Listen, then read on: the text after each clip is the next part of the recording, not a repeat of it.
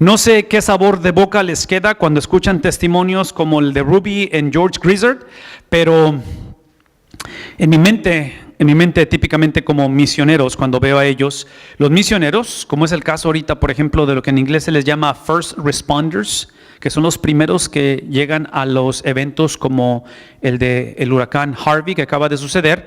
Estos que llegan, que son la Guardia Nacional y los soldados y esta gente que viene a rescatar, así pienso en misioneros. Porque si se ponen a pensar, cuando hay una tragedia, cuando hay una guerra, típicamente la persona promedio o lo que vendríamos siendo los civiles, salimos huyendo de esos lugares, pero este tipo de gente corre hacia estos lugares, ¿verdad? Y gracias a Dios por ese tipo de personas, como otra vez nuestro sistema de protección, policías, bomberos y todo eso. En esa categoría pongo yo los misioneros, porque pensar que ellos desde Virginia, en su edad ya de adultos mayores, no los detiene nada de eso. No los detiene los calores, porque los calores, como ustedes lo saben, son intensos, y la cuestión de la seguridad no los ha detenido. Ellos continúan sirviendo y haciendo esto. Obviamente 54 años de matrimonio se dice fácil, pero por experiencia sabemos que es una labor ardua y un peregrinar de muchos años. De lo cual, a donde quiero que pensemos o que conectemos esta mañana, es que cuando pienso en la vida de ellos, el trabajo de ellos, 54 años de matrimonio, pienso en una sola palabra, que es la palabra que quiero que hablemos esta tarde o esta mañana con respecto al libro de los Hechos. Es la palabra devoción o compromiso. Es lo que pienso. Devoción o compromiso. Me menciono todo esto porque cuando piensan en la palabra compromiso, la semana pasada hablamos acerca y terminábamos hablando acerca de que Pedro lo reta, porque está predicando Pedro a este grupo de personas, a una multitud, en su gran mayoría israelitas o trasfondo judío. Y cuando ellos hicieron la pregunta, ¿qué debemos de hacer?, Pedro respondió y dijo, arrepiéntanse en el nombre de Jesús y recibirán el perdón de pecados. Y termina diciendo, y cuando ustedes se arrepientan, cuando ustedes confiesen el nombre de Jesús como Señor y cuando ustedes sean perdonados sus pecados, es que recibirán el don del Espíritu Santo. Entonces, la semana pasada hablamos de esa regeneración, de esa experiencia de que la predicación del Evangelio a través de los apóstoles creaba ese sentido de regeneración, de que la persona era completamente diferente, y que en este caso, cuando la persona acepta a Cristo o la persona pasa de estar muerto espiritualmente a hacerse un hijo de Dios, es el tipo de persona que al recibir al Espíritu Santo o al ser una persona nueva en Cristo, eso implica que su vocación en la vida cambia. El ser cristiano es simplemente adoptar o abrazar o vivir o experimentar la vocación de Cristo. Y se los dije la semana pasada, la vocación de Cristo es el libro de Isaías, el capítulo 53, el siervo sufriente. Cristo vino específicamente a este mundo a complacer al Padre, a dar gloria al Padre, y la gloria al Padre se iba a experimentar a través del sufrimiento. ¿Por qué? Porque la paga del pecado es sufrimiento, es muerte. Entonces Cristo vino a pagar por nuestro pecado, involucra el sufrimiento. Entonces la vocación de Cristo es sufrimiento. Si hemos recibido el don del Espíritu Santo, hemos sido llamados a ¿qué cosa? Hemos sido llamados a sufrir por la siguiente razón. Porque Pablo dice en el Nuevo Testamento que ahora somos nosotros los que hemos sido receptores o hemos sido encargados o comisionados con el ministerio de la reconciliación. Entonces, si mi trabajo como cristiano es reconciliar al mundo para con Dios, iniciando en mi hogar, con mis hijos, con mi esposa, reconciliarlos con Dios, ustedes y yo sabemos que no hay reconciliación con Dios a menos que alguien pague por el precio. Y es obvio que el precio ha sido pagado por Cristo, pero el precio que pagamos ahora nosotros es lo que Pedro estuvo advirtiéndonos o enseñándonos, de tal manera que cuando han recibido el don del Espíritu Santo, ahora nos movemos que lo que produce no es la evidencia, es el producto de ello, es ahora este sentido de compromiso. He explicado anteriormente la diferencia entre evidencia y producto, y he usado en mi ejemplo la cuestión del idioma. La evidencia de que yo vivo en Estados Unidos es que hablo inglés. Esa es evidencia. Viajo alrededor del mundo y puedo hablar el inglés. La gente sorprende que hablo inglés. Yo me sorprendo que hablo inglés. Pero es una evidencia de que he vivido en Estados Unidos. Lo que no es evidencia es simplemente el producto natural, es que yo hable español. ¿Por qué? Porque yo nací en México, porque soy mexicano, porque llego a los 17 años de edad, ya siendo un adulto básicamente, a Estados Unidos. Entonces, el español no puede sorprenderle a nadie que yo lo hable, porque eso es lo natural. El vivir una vida de devoción a Cristo, ya que has recibido este llamado o esta salvación, no puede ser la evidencia. Tiene que ser el producto. Tiene que ser lo normativo. En otras palabras, si estamos en este lugar y no nos hemos comprometido con Cristo, probablemente no nos hemos encontrado con Cristo.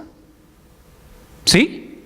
Porque el compromiso, la devoción, es el producto, no la evidencia. Es el producto de que estamos comprometidos. La pregunta esta mañana, porque aquí es donde concluimos la semana pasada, nos lleva a pensar en este compromiso, donde este compromiso les hace mantenerse firmes, donde este compromiso los hace estar seguros, donde este compromiso no garantizó que ellos iban a experimentar algo nuevo o mejor en sus circunstancias. Todo lo que la Biblia dice es que se afianzaron en qué cosa. 4 cosas que están enlistadas en este versículo. Se afianzaron en ser personas enseñables. ¿Qué es lo opuesto a ser enseñable?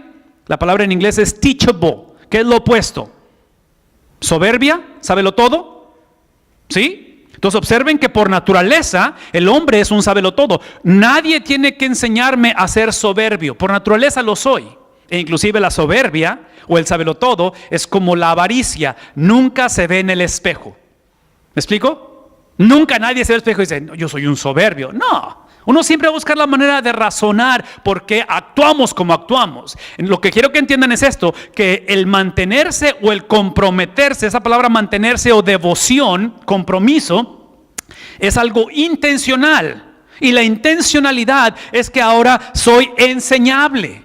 ¿Y quién me está enseñando? Me están enseñando los apóstoles. Por eso estamos hablando de Hechos, porque es la predicación de los apóstoles. Son los hombres que Dios usó para enseñarnos, para darnos este mensaje. No solamente se comprometieron a estar bajo la enseñanza de los apóstoles, pero también estuvieron comprometidos a la, ¿qué cosa?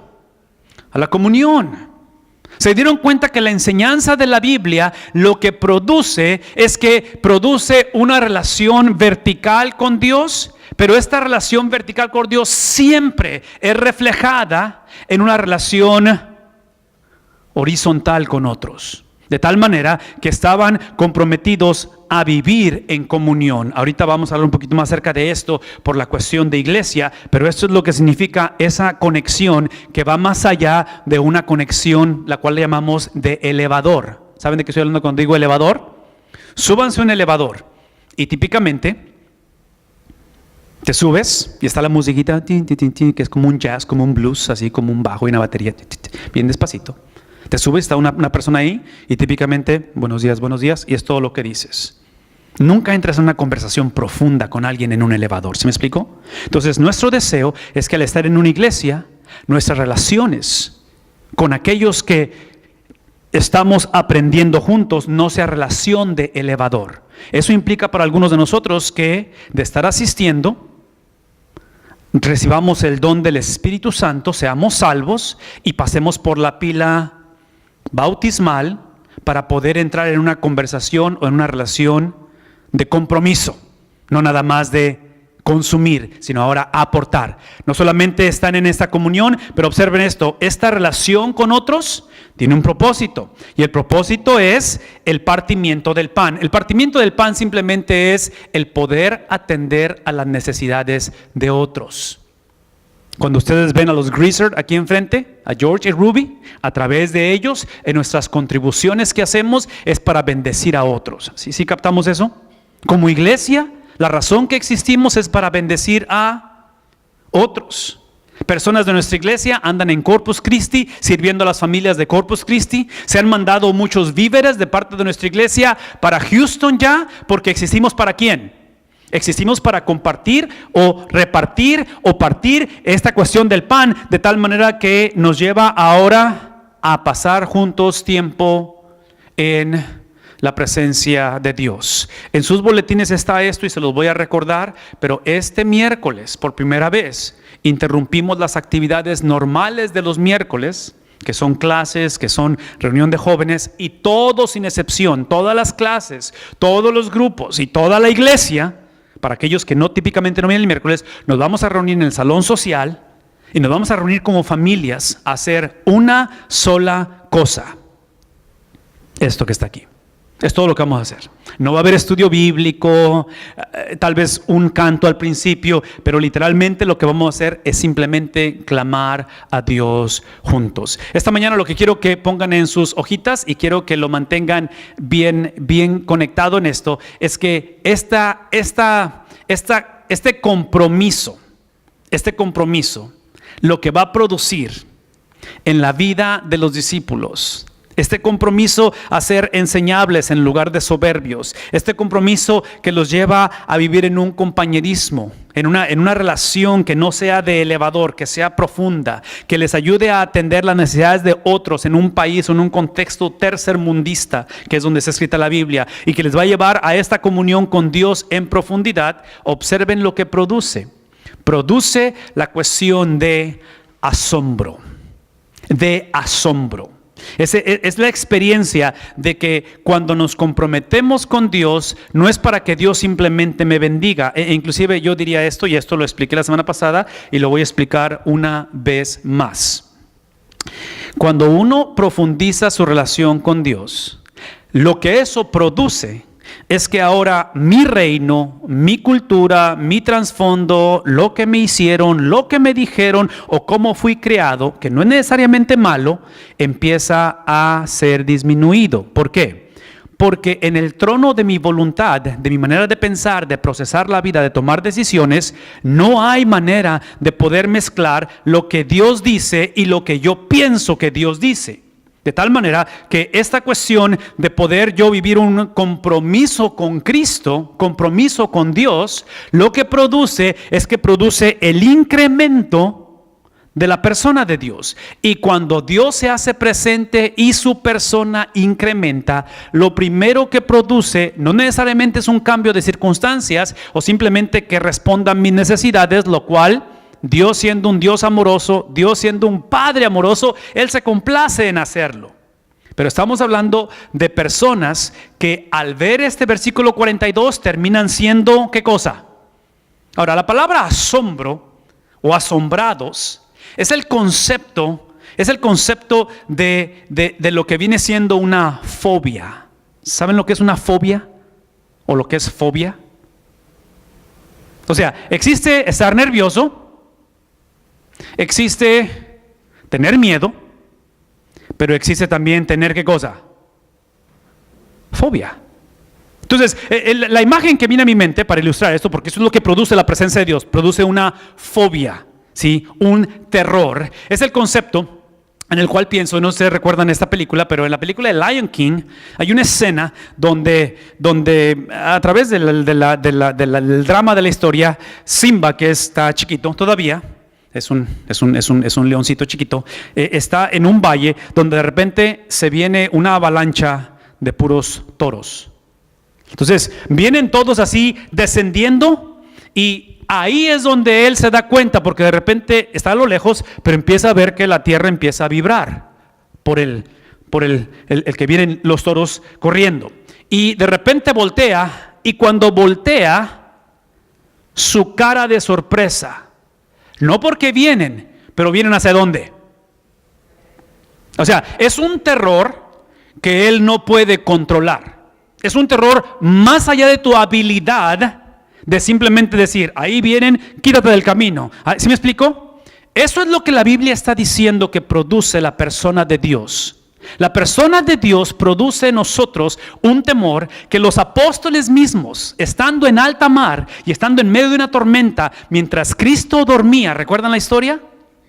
Cristo puso en vibrar el celular para que nadie le interrumpiera y se duerme. La tormenta está en su apogeo. ¿Y qué dicen los apóstoles? ¿Duermes aún viendo que perecemos? Se levanta Jesús y ¿qué hace? ¿Qué le dice a la tormenta? ¿Qué le dice a los vientos, al agua, al mar? Cesa. Cesa es lo que está diciendo. Y la Biblia dice que después de haber estado en este momento en el cual estaban atemorizados de morir, los discípulos pasan de atemorizarse por morir a una fobia. Y eso es lo que dicen los discípulos. ¿Quién es este? ¿Quién es este? Que aún los vientos le obedecen. En otras palabras, lo que quiero que piensen conmigo por un momento es que el problema de nosotros es que muchas de las veces, por favor, quiero que esto no me pierdan el hilo de lo que estamos haciendo. El problema de nosotros es que muchas veces nos hacemos la pregunta: ¿será salvo? ¿Es salva la persona? Sí, y estamos a favor de que la persona sea salva, pero yo estoy convencido que esa es la pregunta equivocada. La pregunta no es si la persona es salva, la pregunta es si la persona teme a Dios. Porque yo estoy convencido de que el problema del cristianismo hoy en día, que va en contra de la predicación de los apóstoles, es que somos una generación que no tememos a Dios. Romantizamos la persona de Dios. Lo vemos como el bebé de Navidad que le hacemos gu, gu, gu, gu, gu. O pensamos en el Cordero de Dios que está crucificado en un madero en la Semana Mayor, pero se nos olvida que Él es el juez justo. Se nos olvida que Él literalmente con su hablar, Él produce de la nada, hizo al hombre un ser. Es el mismo Dios que un día regresa ¿a qué? No viene a salvar al mundo, ¿viene a qué? Viene a juzgar al mundo por sus pecados. Entonces, de tal manera que esta mañana quiero que piensen en esto. La Biblia dice que esos hombres estaban atemorizados, estaban acogidos. En otras palabras, vieron las manifestaciones de Dios, están escuchando la predicación del Evangelio, y lo primero, de estar consumido, estar pensando en el gobierno romano, pensando en sus necesidades, pensando en su élite, porque son de la simiente de Abraham, pensando en las cosas que ellos siempre habían pensado. Cuando la presencia de Dios se hace notoria, lo primero que hace es que hay un temor de parte de ellos para con Dios. De tal manera que cuando pienso en la salida de nuestra hija a la universidad, la salida de Sarai de nuestro hogar a estar fuera ahora, esta es mi oración. Mi oración no es tanto de que mi hija sea salva. Creo que es salva. Tengo la confianza de que es salva. Mi oración es de que el resto de su vida, como una jovencita de 19 años, viva bajo el temor a Dios, que le tema a Dios, que su corazón sea consumido, porque, ven esto, en el temor hacia Dios es donde existe el amor de Dios. ¿Recuerdan la escena? Cuando está Simba en medio y se dejan venir todos los toros, es una estampida de animales. ¿Quién se atraviesa y quién lo rescata? ¿Recuerdan eso? Mufasa. Se aparece Mufasa y literalmente toma a su cachorro y lo salva. ¿Recuerdan la historia? ¿Por qué? Porque entender quién es Dios es entender que el Dios de amor, es el Dios también de ira. La palabra wrath es la palabra ira. Entonces, es el mismo Dios que tememos porque nos ama. El ejemplo perfecto, y otra vez pensando en esta película de Simba y pensando en Mufasa, es precisamente la relación que tengo con mis hijos. Amo a mis hijos con todo mi corazón. Pero si alguien quiere conocer la ira de este pastor, alguien trate de lastimar a mis hijos. ¿Por qué va a salir de mi ira? Porque los amo. ¿Sí me explico? Entonces la pregunta es esto: ¿nos ha amado Dios? Entonces, no nos sorprendamos que el Dios que nos ha amado, que nos dio a su propio Hijo en rescate, es el Dios que también va a responder en ira. Es el Dios de ira. Es el Dios de la venganza. ¿Me explico? Es el Dios que no va a ser burlado. Es el Dios que dice que todo lo que el hombre, eso también, ese es nuestro Dios. De tal manera que otra vez, esos hombres, cuando se encuentran con la presencia de ese Dios, en ese momento es la combinación de Simba viendo los toros y son consumidos con un temor hacia Dios, pero también es el mismo Dios que no solamente nos consume con su presencia, pero nos rescata de su presencia. ¿Sí ven lo que está sucediendo aquí? En otras palabras, el Dios que demanda justicia provee al justificador. El Dios que demanda santidad nos dio al Santo de Israel. El Dios que está pidiendo que seamos perfectos en nuestro caminar nos dio al Hijo, el cual fue encontrado en perfección. Entonces, eso está ejemplificando lo que es el carácter de Dios. Y por eso dije hace un momento que cuando se nos ha dado el don del Espíritu Santo, y eso produce devoción a Dios, la vida de compromiso a Dios hace que incremente no la condición mejor de nosotros, y espero que mejore la situación para nosotros. Espero que la situación mejore en Houston y en Corpus Christi, y es lo que oramos. Pero lo que tiene que incrementar es el carácter de Dios, es que nuestros hijos tengan esa fobia para con Dios. Que teman, que nuestro caminar refleje que la reverencia que tenemos para con Dios es la que dice, en lugar de decir, hey, levántate porque se nos hunde el barco por la tormenta, lo veamos y digamos, ¿quién es este que aún los vientos le obedecen? ¿Sí ven el contraste de ambas cosas? Es ahí por eso que entonces la historia termina de esta manera. Todos los creyentes, cuando la presencia de Dios incrementa, es cuando eres considerado un creyente. ¿Sí ven lo que está pasando aquí? Pues esto una vez más. La evidencia y el producto de ser salvo es simplemente que la presencia de Dios incremente. ¿Cómo sé cuando la presencia de Dios incrementa? Porque tengo una fobia, tengo un temor para con Dios, que a la misma vez me hace pensar en su amor. Todos esos creyentes estaban juntos y tenían absolutamente todo en común. Estos creyentes, lo que nos está llevando a pensar es esto: es que este grupo de hombres y mujeres que por tradición eran judíos, ellos conocían la religión. Ellos pasaron de creer simplemente, dígalo conmigo, de creer simplemente en Dios, aprendieron a creerle a Dios. ¿Sí ven la diferencia?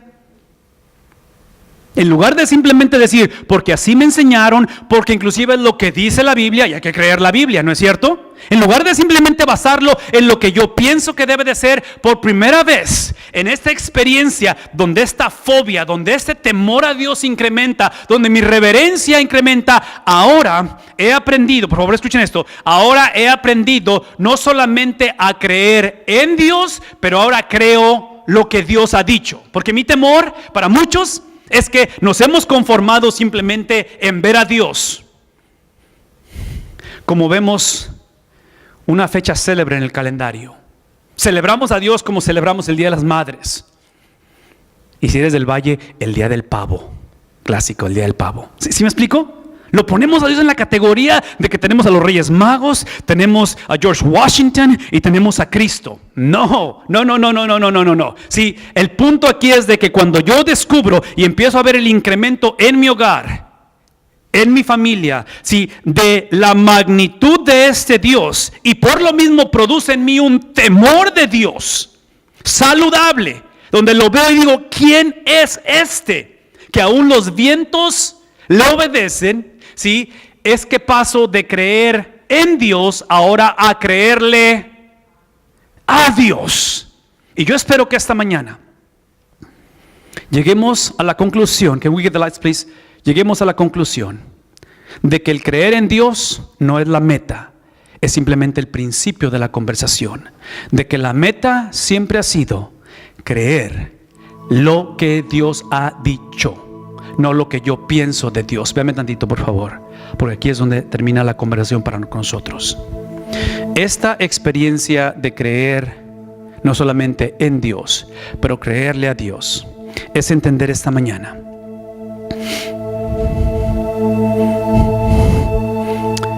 que literalmente la fe, el creer,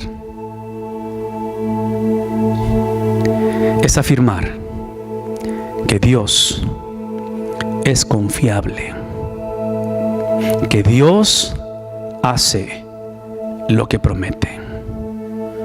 Que cuando Pedro está hablando a esta generación, de la cual para el año 70, unas cuantas décadas, están a unos cuantos años de experimentar lo que en inglés se le llama un genocide. Va a ser una masacre de judíos una vez más en la historia de la humanidad, donde van a ser exterminados, donde la desolación va a ser tan real y la persecución va a ser tan cruda, que no va a ser suficiente creer en Dios. Van a tener que creerle a Dios.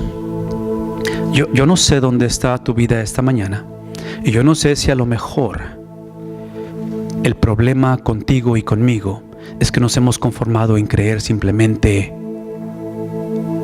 en Dios.